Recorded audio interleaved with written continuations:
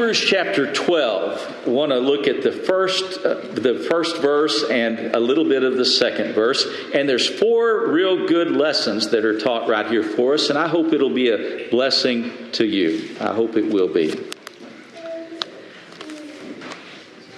The writer describes our life as a race. I admire folks that are runners that can run marathons. We've had several among us here. Elder Aquino, Kirk Sayberg, Danny Eapen. There were several that were able to run that 26-mile marathon and finish. And that's one of the things that's emphasized in this lesson right here is the importance of running the race, but it also talks about not only the importance of running the race, but finishing the course. And also it talks about not getting discouraged along the way in the race. Now, I'm not a real good runner. I can run a little bit, but not a lot. And when I'm trying to run, I can think about all the other things that I'd rather be doing than running the race. Jared, I think you're quite a runner from what I understand, and Grace, and I'm sure I'm missing some folks here. But one of the things that is common with runners is that they have to stay focused in the race. And so the writer here describes our life as a race. And then he gives us right here in this first and second verse 4 things that will help us in running the race. Let's look at what he says right here. And this is right on the heels of great instruction in chapter 11. We'll reference that a little bit as well. He says, "Wherefore, seeing we are also compassed about with so great," and I think it's interesting the way he describes it here, "with so great a cloud of witnesses." So he describes it as a large group that's all around us. And he's going to give us 4 things right here that will help us in running this race. Number 1, he says that we are encompassed about, that we have all around us this tremendous cloud of witnesses. And we'll look at that here in just a minute. And the second thing that he says that's important in running this race, he says, "And in running the race, let us lay aside every weight and the sin that does so easily beset us." And you may have heard folks talk about a besetting sin, a particular sin, but it could be any sin or all sin. But he says right here that as we are engaged in this race, that if we embrace this sin or besetting sin, that it's going to hinder us in the race. And he tells us about some of these things that hinder us in the race. Then he says, number 1, that we have a great cloud of witnesses. Number 2, that we're to lay some things aside while we're running the race. And number 3, he says something here that's a little bit strange, it seems like. He says, you have a great cloud of witnesses. He said, lay aside anything that hinders you along the way. And then he says, and then run the race with patience. Now, that just sounds like that would contradict, to run a race with patience. Maybe we can look at that and see what he's talking about when he says running the race with patience. And then he sums it up, and the capstone to all of it, when you've done all of this, when you've looked at the cloud of witnesses, when you lay aside the sin that easily besets you, when you've laid aside the things that would slow you down, when you've run the race with patience, and I think that means steadfast and with persistence along the way. You don't start off off and use all of your energy and use it up and then get tired along the way. But you realize that this race, this walk, this journey is from beginning to the end. That the Lord is the one that establishes the starting place, and the Lord is the one that establishes the stopping place. And so as we run this race, we need to realize that we're in it for the long haul, from the beginning all the way to the end. And then he says, on top of all of that, in running the race, when you get discouraged along the way, when you run into some roadblocks or some hindrances along the way, he says there's one thing that you can do that will keep you continuing in this race all the way to the finish line. And he says that is that you look unto Jesus.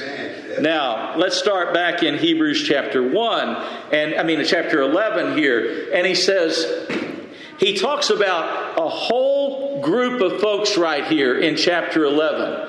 And he highlights these individual folks in chapter 11. And keep in mind, as we look at these individuals, that the purpose of us going back and looking at the individuals is to be encouraged by their life. And so this is that great cloud of witnesses. This is that first reference point that he makes right here. Number one, the great cloud of witnesses. Number two, laying aside any hindrances along the way. Number three, running the race with patience. And number four, looking unto Jesus, the author and finisher of our faith. So let's look at number one for just a minute. He says faith is the substance of things hoped for. Brother Don Richards said that when he was signed up for football in his high school football class, that his coach told all of the folks, all of the teammates, all of the team players right there, they said, you need to have faith that you're going to win. You need to have faith. And he told him, he says, and if you don't have faith, you better go home and get some faith. And you better come back with some faith. Well, that's not how you get faith. Faith is a gift from God. Faith is a fruit of the Spirit of God. If you have the Spirit of God dwelling within you, part of that package that God gives you right there is He gives you a measure of faith. So if you're a child of God, you have faith, you have access to faith, you have faith, and you can exercise the faith that God gives you. You can't go out and get faith. That's something that God gives you, but you can take the faith that God gives you and you can exercise that faith. It's like exercising a muscle. The more you exercise it, the stronger it's going to get. The more you use it, the more it's going to help you when you get in a bind. And you can add to that faith, but you can't go get faith. God has to give you that faith. Now he tells us what faith is. Faith is the substance of things hoped for.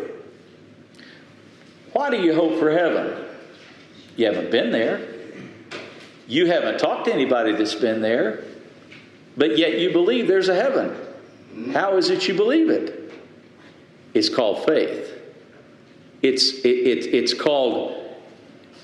what God puts in your heart. It's called here the substance. You know what it is because you have it.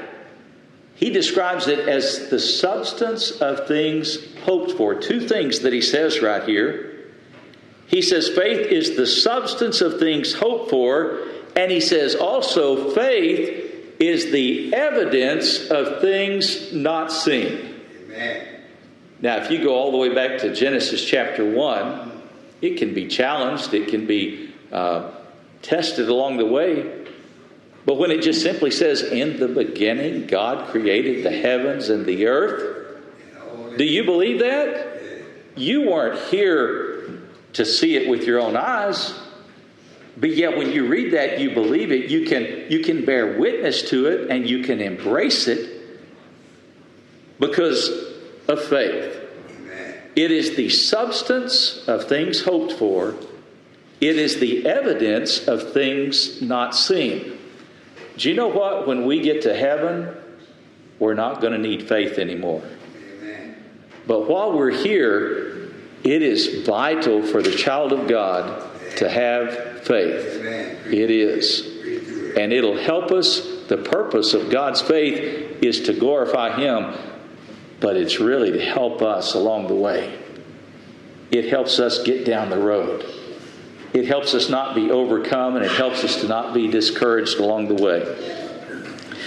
He says, for faith is the substance of things hoped for. It's the evidence of things not seen. He says, through faith, verse 3, we understand that the worlds were framed by the Word of God, and the things which are seen were not made of the things which do appear. He's saying it's simply by faith that you believe in creation. Not everybody embraces that. Not everybody believes in that. That doesn't make it not so. But if you do believe in it, if you do embrace it, if you do believe that in the beginning God, that's an evidence that God has given you faith. And then he comes down and he just touches on, he highlights all of these individuals that lived by faith. And he emphasizes some of the important benchmarks or high points in their life. And he says the way that they accomplished those things is because God gave them faith. Now, the same way that you overcome is because God gives you faith. But then he gives us this great cloud of witnesses. I'm just going to touch on a few right here.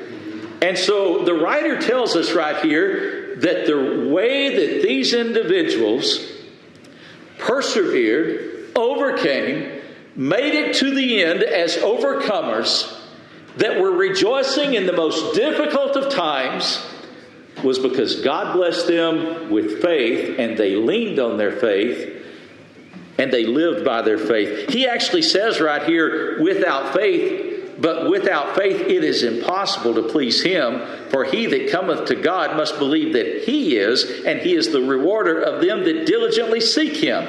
He says it's impossible. Amen. It takes the faith that God gives you to please God, to serve Him. You see, God wants you and I to lean on Him. Amen. He doesn't want us leaning on ourselves. He doesn't want us leaning on somebody else or other accomplishments along the way. He wants us to lean on Him. And sometimes He allows things to come up in our life to remind us that we don't have the strength in and of ourselves, but that our only strength and our only deliverance and our only hope is in Christ. And so he says right here, without faith, it is impossible to please God. Well, God's given you faith to serve Him so you can honor Him and you can please God by exercising the faith that you have. I'm going to touch on a few right here. Just a few. Number one, he mentions Noah. He says Noah was warned of God of things not as seen yet moved with fear. And Noah built an ark. It says he prepared an ark to the saving of his house, by which he condemned the world and became heir of the righteousness which is by faith. He just simply says right here that Noah had a substance of things hoped for and an evidence of things not seen. Noah couldn't probably explain all that was going to take place in the flood, but Noah was impressed by God to build an ark. I expect as Noah was building the ark, I haven't seen it. Some of you have gone there. Others have sent pictures. I think Brother David's mother went there to see a replica of the ark. I believe it's in Kentucky or Ohio. And I think that'd be pretty outstanding. I've seen pictures of it, and it's massive. But can you imagine Noah when he started building the ark? I'm sure there were a lot of folks that came along the way and tried to discourage Noah. Oh, yeah. Probably said, Noah, what in the world are you up to? You're not going to need anything like this. I imagine they probably thought Noah had kind of lost his marbles just a little bit.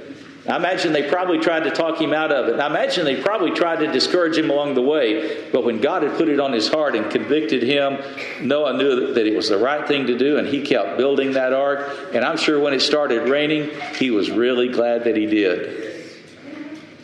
Well, Scripture says that Noah built that ark, And it was because God had blessed him with the faith to do it. He goes on down and he talks about, I'm just going to hit a couple of them here, but he talks about Abraham went out into a land that God had called him to go to. Place that he went, not knowing whither he went, but he sojourned in the land of promise as in a strange country, dwelling in tabernacles with Isaac and Jacob. It says that he went to an area that God that he didn't know where he was going.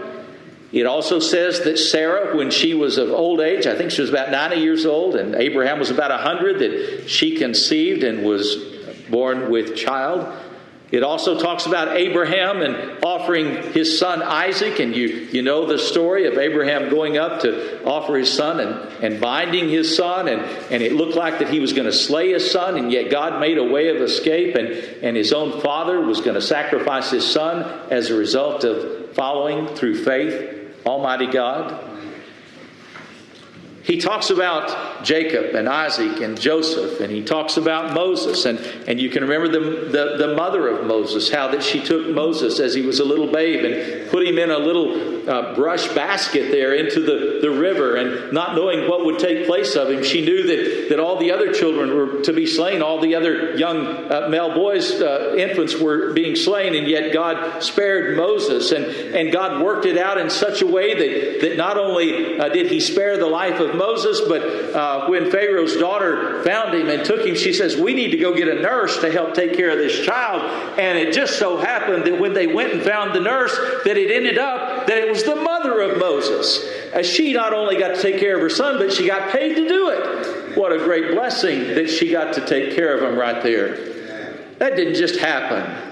I believe that God was working behind the scenes, and God oftentimes works behind the scenes in our life, and we don't even realize it, or we don't even see it. That's why the old songwriter says there is an unseen hand that guides us through this weary land. I believe that there is a guiding hand that leads us and guides us along the way.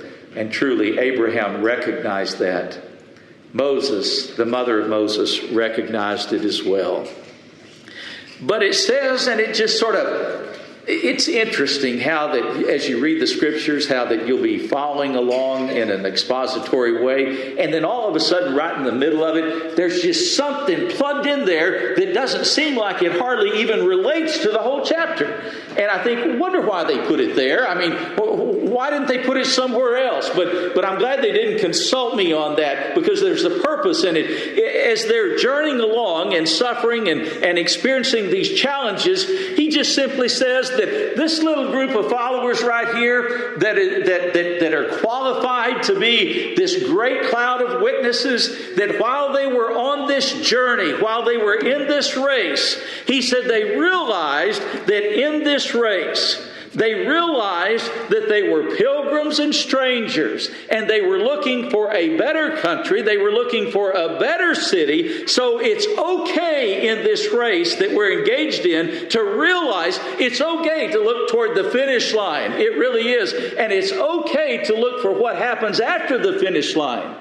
Now, we realize that we're not running this race in order to obtain heaven itself. We're running this race, and the necessity of running this race the way God would have us to run it, number one, is that it honors the Lord.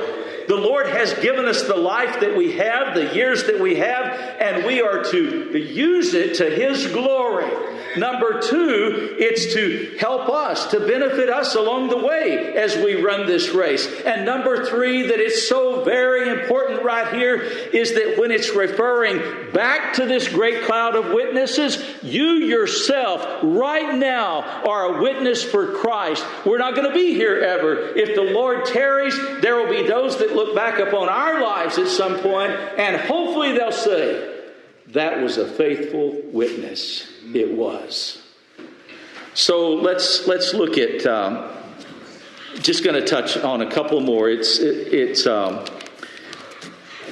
He highlights throughout all of this chapter 11. Brother George Johnson, my dear pastor, used to say, I'm going to give you some homework. And he just simply mean go home and read this. We're not going to touch on all this, but I'm just going to encourage you, go home and read chapter 11. of chapter 11 of Hebrews, you'll get a great blessing out of it, because you'll be encouraged by all of those individuals that the writer refers to as the great cloud of witnesses. Now, I want to take it a little bit further, and I don't think I'm out of bounds in doing this. The scripture refers to these in chapter 11 as the great cloud of witnesses. But did you know that God blesses us in our lives to meet individuals that come across our path that serve as a great cloud of witnesses? He does. My pastor, Elder George Johnson, made a tremendous impact on my life. And oftentimes when things come up, he's now with the Lord, but when things come up, I'll think, wonder what Brother George would do in this situation. Wonder what he would do. Or Brother Afton Richards, or Elder Compton. Elder Compton, many of you knew, he was blessed. He and his wife were blessed with almost 77 years of marriage. He realized that it was a blessing from God, and in the very end, he said, I struggled when my wife passed away. We'd been married 76 years, and he said, I had a real hard time. I had a real difficult time with it. I had a hard time with reconciliation. He said, until all of a sudden, he said, the Lord put it on my heart that my wife was a gift from God, and that it was the 76 plus years was the fulfillment or the end of a great blessing from God. And he said, I was reminded that a blessing is not something that I earn. It's not something I deserve, but it's a gift from God. And he said, once I realized that my wife of 76 years was a gift from God, and it was the fulfillment of a wonderful blessing, he said, all of a sudden, I felt reconciled. We've been blessed by faithful witnesses.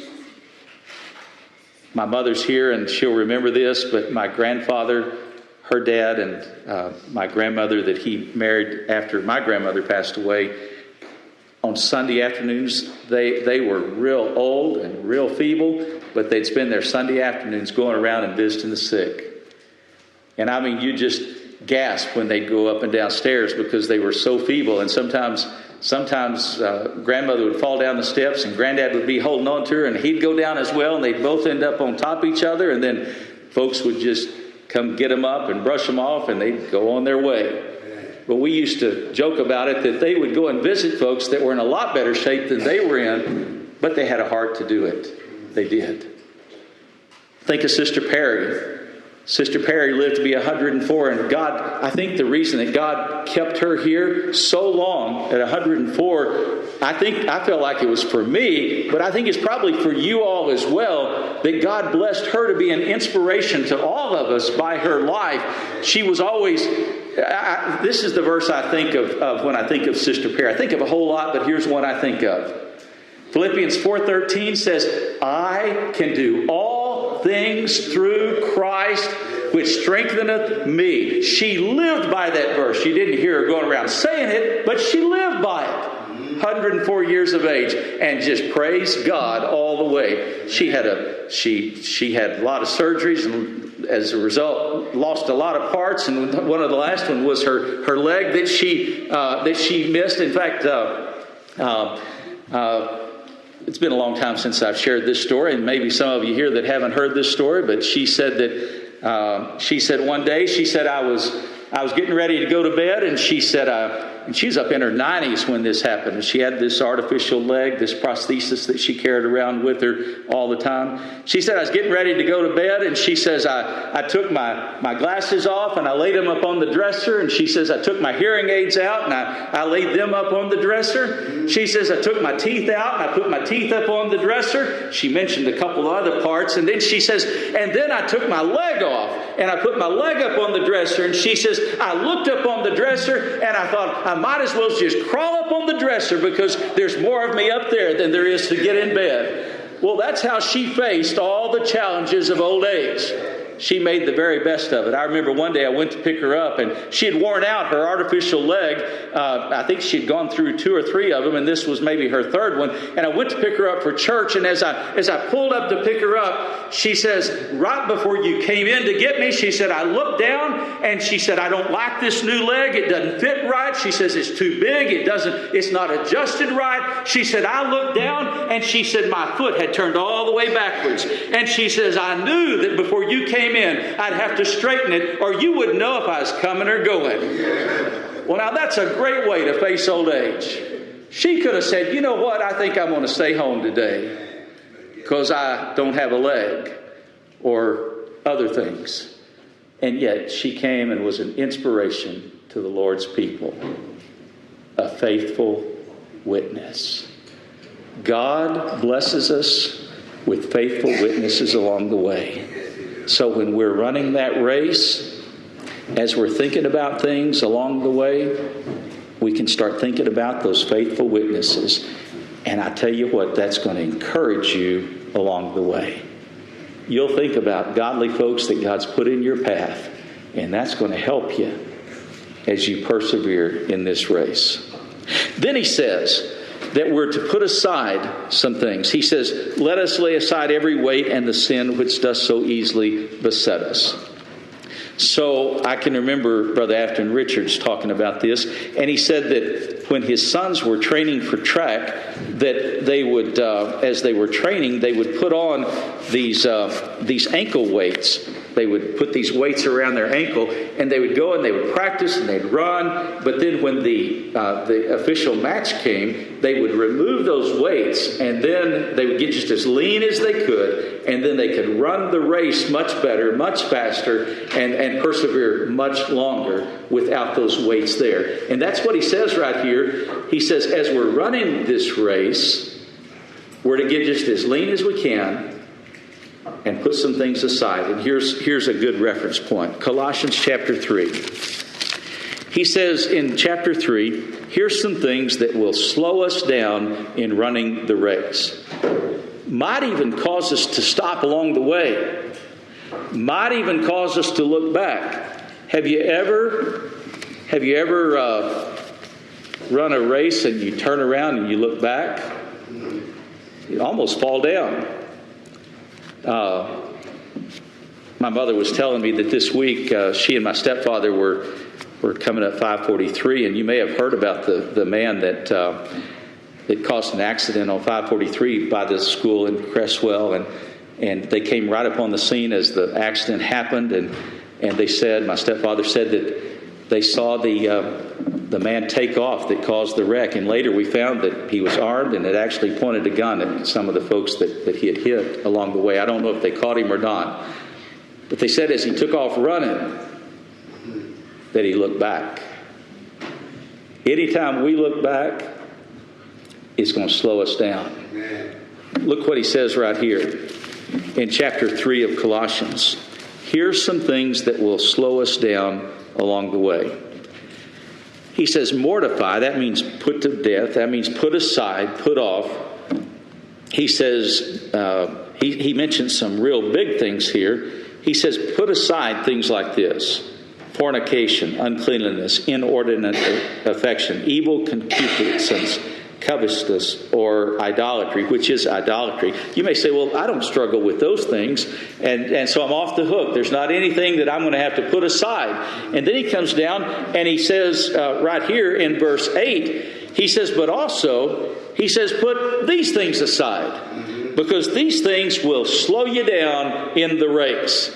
He says, now put off all these. Put off anger, put off wrath, put off malice, put off blasphemy, put off filthy communication out of your mouth. Lie not one to another. He says, put off these old things. He says, put off the deeds of the old man. And he says, and put on the new man. And I think it's really important right here to realize that if there's some things in our life that we see in our life that we need to put aside or put off, that it's real important right here.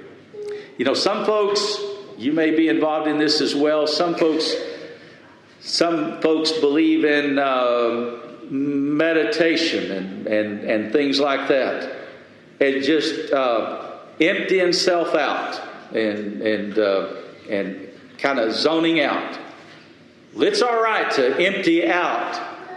But the scriptures say that as you empty out, you better put something good in its place. Because if you don't put something good in its place, Satan's liable to come along and put something bad in there that's worse than what you took out of it. And so he says right here, he says you put off some things, but he says right after you put it off, immediately after you put it off, he says you put on some things in its place. He says you put on, as the elect of God, bowels of mercies. He says put on kindness, put on humbleness of mind, put on meekness. Here's another one that's hard. Put on long-suffering. That just simply means suffer long. Put on forbearing one another. Put on forgiving one another. He says, if any man have a quarrel against any, even so as Christ forgave you, you do also. He says for forbearing one another, forgiving one another. He says, if a man have a quarrel against one, as Christ forgave you, so do ye also. I was recently looking at, I'm always interested in the lives of 100-year-olds and 90-year-olds, and I was looking at this research that had been done on 90-year-olds and 100-year-olds, and they're interviewing this lady that's 107 years old, still living in her own home, still cooking and very active in her mind and in her body. And they said, what do you attribute it to? And she said, well, I'm not sure, but she says, one thing is, I don't hold grudges. She says, I just do not hold grudges. She says, maybe I should sometimes, but I don't. She said, I started out holding grudges, and she said, then I went so long that I forgot what the grudge was that I was supposed to hold. And she said, I found out that holding a grudge only hurt me. It didn't hurt anybody else. And she said, so I don't hold grudges. You can Google it yourself and hear it. It was very interesting of the things that 90 and 100-year-olds had in common. Well, he says, put off some things, put on some things in their place. So, and he says, and let the peace of God rule in your hearts, to which you're called, and be ye thankful. We are to be a thankful people. No matter what our station or experience is in life, we can't go wrong with a thankful heart. We ought to always be thankful. Not just when times are good, when things are going well, but even when times are difficult, we still need to be thankful that God has promised that He's going to give us grace to get through any difficult and challenging times. So the second one is simply this. Lay aside anything that's going to hinder you. He says the weight and the sin. Lay aside. Look at your life. Ask God to show you. Go down and write things down. I like to take a ledger pad and probably could relate to Jared a little bit here. I write things down. Sometimes I'll even do it an old-fashioned way. I'll put a pros and a cons. I'll put a plus and a minus and write those things down. And when you write them down and look at them, then you can say, Lord, if there's some of these things that need to be taken from my life, you bless me to do it. And then you put something good in place of what you take out. Very important. You don't just take it out, empty your mind, and just be there. You put something good in it. And God will bless you for doing it. The third one. Let us lay aside every weight and the sin which does so easily beset us is the second. And then he says, let us run this race with patience. I'm just going to touch on a few things right here that I see in this, and I hope that it will be a blessing to you. Number one, you might get excited about the race, and you may want to set your pace at a 10. But if you do, that's not realistic to finish the race. The purpose is not to be the first one to get to the finish line. The purpose of the race, as he describes it here, is to finish it. To finish it just as committed as you are when you start the race, and at every stage in between. There's different stages in our life. There is. I realize that at 61 years old, I can't do what I did at 40 or 50. And I realize that if I'm going to finish the course, I've got to be mindful, not only of the starting point, but the finishing point as well. At different stages of our life, we're to be mindful. And he's talking about, when he says with patience right here, he's saying, set the pace that's going to allow you to finish the course. And let me say this. Every single stage of that race, you've probably gone to or been involved in races or witnessed, and they'll have a first section or a second section or a third section. Maybe somebody will give them a bottle of water along the way, or holler out some encouraging comments along the way. But every single stage of this race, whether it's parenting, whether it's older folks, is equally as important. It's just as important that we finish the race faithful as it is at any other time in our life. Brother Zach Guess has said many times, he said, Brother Stephen, he says, I pray, he's now 81, 82 years old. He says, I pray that God will bless me to finish my course and still honoring the Lord. So here's how it's written in, I love this lesson right here in Galatians chapter 6. He says, let us not be weary in well-doing. I tell you what, it's reality. Even Christians become weary along the way. Even Christians get discouraged. I hear of and I know of ministers that have gotten discouraged and they pitch in the towel.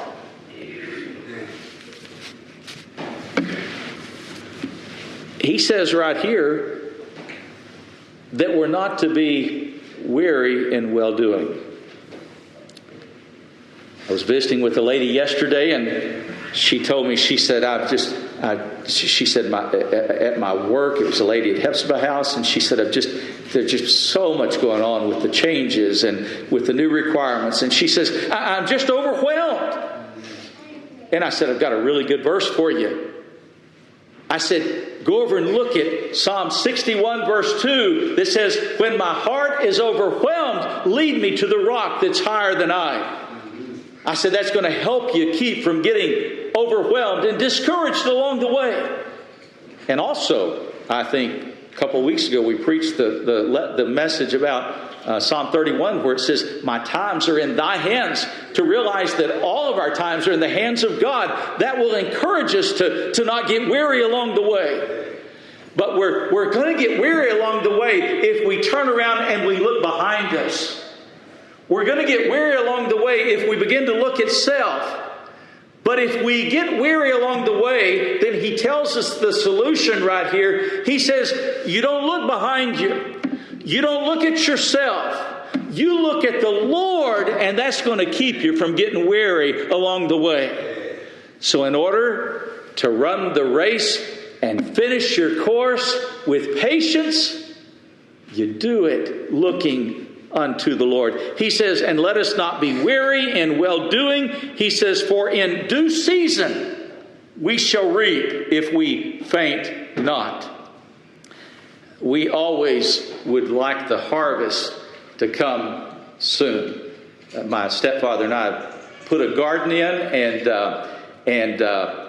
and we got little tomatoes on the vine and little banana peppers that are there, and you get so excited when you can begin to see the fruit and realize that there's going to be some fruit along the way. Well, he's saying right here, he says, you persevere along the way, and he says, you're going to see some fruit when you do that. he says, don't be weary in well-doing, but you continue on and you persevere. And then he says, and this is one of my favorite verses in the Scriptures. I want to explain it. I love this verse. I believe this verse. As we have therefore opportunity, let us do good unto all men, especially unto them who are of the household of faith. He just simply says right here, we ought to be looking for opportunities in our life. In every respect, we ought to be looking for opportunities. Now, you can get to the point that you're so programmed looking for opportunities that you might think everything's an opportunity. Just because you can do something doesn't mean you should do something. So in a case like that, you pray, God, if this is an opportunity that you have put before me, you open my eyes and you show me this. But God, I want to pray that if this is not of you, that you close the door. And I tell you, I've lived long enough that I can truthfully say that I am as thankful for open doors as I am for closed doors.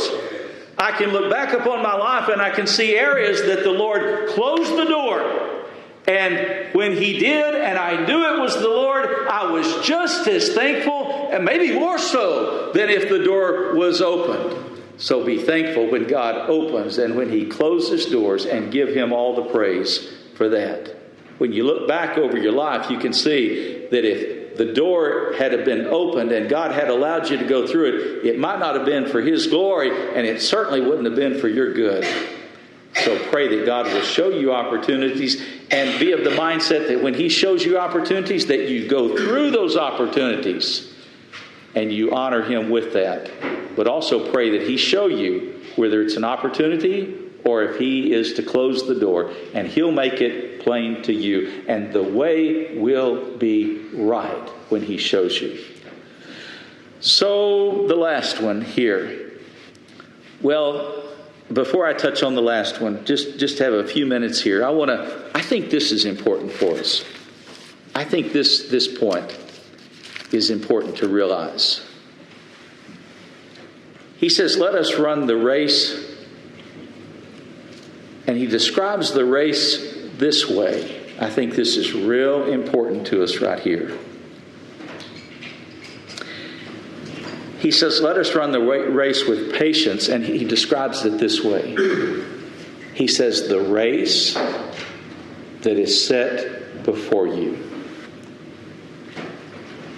Did you know that that is the very life that you're in right now? The race that is set before you is the sphere of people that God has blessed you to be an influence in their lives. It may be teaching in the classroom, Sister Elsa. It may be at Aberdeen Proving Ground, Brother David. The race that is set before you is where you are right now. I have come to believe this verse right here.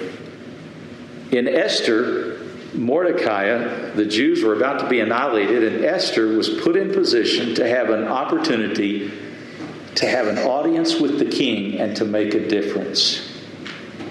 And Mordecai went to Esther and he said this. Esther had all kinds of apprehensions, and she said, I don't really think I want to go before the king. Because if I go before the king and he's having a bad day, my life may be on the line. And I really don't think I want to go before the king. And Mordecai returns and he says this to Esther. And I believe that this was certainly meant for Esther, but I believe it's for you and I as well.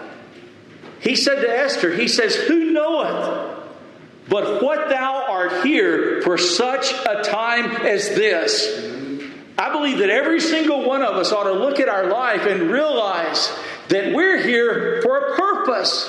God is a God of purpose, and God has a purpose in His people. And you have a purpose here, and you'll have a purpose all the way until the Lord takes you on home to glory. I've heard old sisters say when I'd go to the hospital to see them, they'd say, I don't know why I'm still around here. I'm not any good for anybody, and I wish that I could just go on and be with the Lord. And I understand that, wanting to go and be with the Lord.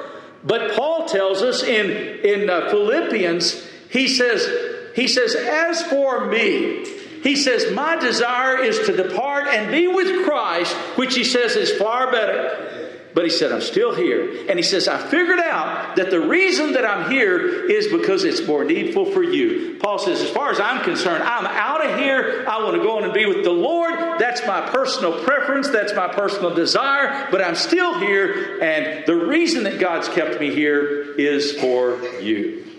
So if God still kept you here, he has a purpose in keeping you here. You're not here by accident. He's got a purpose in keeping you here. And it's to be an encouragement to the Lord's people and to honor the Lord. So I believe when he says right here, run with patience the race that is set before us. I believe that it is a particular race in our individual lives that God has for each one of us here. The journey is different for everybody. The turns along the way are different. The hills, the valleys, the obstacles are different for everybody. But the principles in running the race are the same. And then he says, when you're running that race and you get discouraged, you get disheartened. Maybe you're disheartened with your children, your grandchildren, relatives, friends. When you get disheartened and discouraged and you get weary along the way as you're running this race, he says, don't stop. Don't look back. You think about those faithful witnesses that God's put in your path. You remove any hindrances along the way. You pace yourself to finish the course. And if you get weary along the way, if there's something that comes in to hinder you in the journey, if the mountain gets too high, if the valley gets too low, he says, then you look to Jesus. And Jesus will help you get to the finish line. And then Jesus is going to take you on home to glory. On this life, we're running a race. The goal is not to win heaven itself, but it's to honor the Lord in the journey. And every stage of it is super important. And God is in charge, and God will see us through. And we've been given the promise that his grace is sufficient for our needs. No matter what they are, his grace is sufficient for us. So 4 things. Look at those faithful witnesses. They'll encourage you. Look at those that you've known in your life. I thought of Brother Stamper. I thought of Oris Jackson. I thought of so many faithful witnesses. You look at the faithful witnesses. You lay aside any hindrances along the way. You pace yourself to finish the journey.